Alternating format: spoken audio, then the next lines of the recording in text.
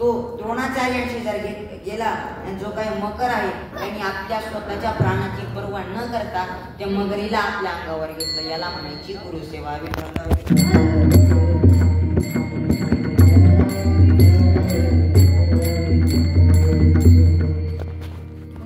गुरुकृपा म्हणजे काय? आजपर्यंत कोणावर गुरुकृपा झालेली आहे का? हो, झाली आहे. कोणावर गुरुकृपा झाली आहे तर धौम्य ऋषींच्या एका शिष्यावर गुरुकृपा झालेली आहे. धौम्य ऋषींना 3 शिष्य होते. पहिला शिष्य होता उपमन्यू, दुसरा अरुणी आणि तिसरा वेद, असे 3 शिष्य त्यांना होते. पूर्वी गुरुकुल पद्धत असायची. शिष्याने गुरूंच्या घरी जायचं आणि आपली जी काही विद्या आहे ती अवगत करायची. मग धौम्य ऋषींनी त्या उपमन्यूला 3 शिष्यांना कामाचे विभाग करून घेतले. मग उपमन्यूला काय काम होतं तर उपमन्यूनी सर्व गायी सोडायचा, रानामध्ये घेऊन जायचा आणि त्यांना चारायचा.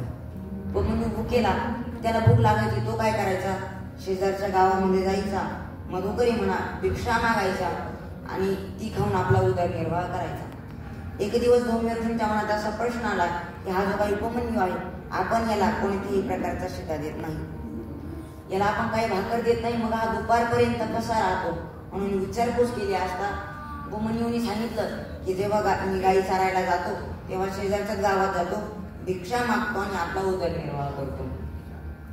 धौम्य ऋषी म्हणाले तसं काही करायचं नाही, तू जी भिक्षा मागून आणशील तिच्यावर प्रथम अधिकार हा गुरुमातेचा असतो, त्यामुळे तू ती भिक्षा गुरुआईकडे द्यायची. मान्य आहे. उपमन्यू सकाळी गाय चारायला घेऊन जायचा, मधुकरी मागायचा, घरी घेऊन यायचा, गुरुमातेकडे द्यायचा, पुन्हा गाया चारायला निघून जायचा. मग आता काय करायचं, त्याला भूक लागायची, तो काय करायचा, जेव्हा गाई पाना सोडते, गाई पाना केव्हा सोडते, जेव्हा तिचं वासरू तिला स्तनपान करत असतं तेव्हा गाई पाना सोडते. मग हा काय करायचा, त्या वासरासोबत दुग्धपान करायचा. परत धौम्य ऋषींनी विचारलं आता काय खातोस रे? नाही गुरुजी, जे काही वासरं गाईला पीत असतात तेव्हा मी देखील गाईचं दूध पितो. नाही, असं करायचं नाही. ज्या काही गायी आहेत त्यांच्या दुधावर सर्वस्वी अधिकार हा त्यांच्या वासराचा असतो, त्यामुळे तू कोणाचं गाईचं दूध पियायचं नाही. हा ठीक आहे गुरुजी. मग याने काय करायचं, रानामध्ये जायचं, गाई चारायचं, भूक लागली असता झाडांची पानं खायची, फळं खायची.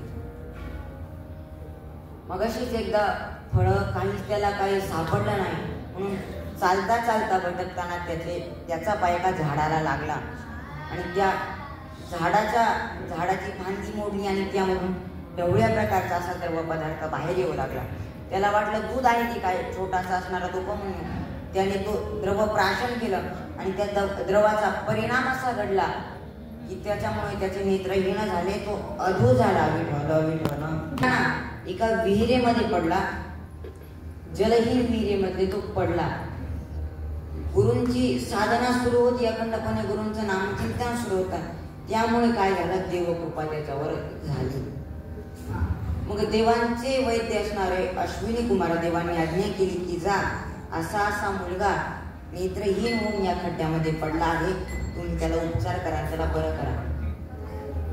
अश्विनी कुमार आले असता त्यांनी विचारपूस केली, बाळा आम्ही तुला वर काढतो, आम्ही असे आहे तुझी नेत्रहीनता संपवण्यासाठी आम्ही आलेलो. ते म्हटले नाही, तुम्ही जे काय असेल तुम्ही परत जा, मी काही तुमचा उपकार घेऊ शकत नाही. गेले. मध्यान्ह समय उलटून गेला, आता सायंकाळ होत आली. उपमन्यू अजून घरी काय येणार म्हणून धौम्य ऋषी साक्षात त्या वनामध्ये आल्यानंतर त्यांनी उपमन्यूचा आवाज ऐकला आणि ते त्या खड्ड्या शेजारी गेले.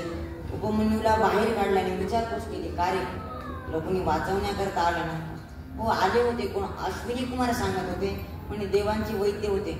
मग तू का त्यांच्याकडून मदत घेतली नाही? गुरुजी तुम्हीच सांगितलं होतं की कुणाचाही उपकार आपल्यावर घ्यायचा नाही, याला म्हणायची गुरुसेवा, आणि या गुरुसेवेमुळे त्याच्यावर गुरुकृपा झाली. विठ्ठल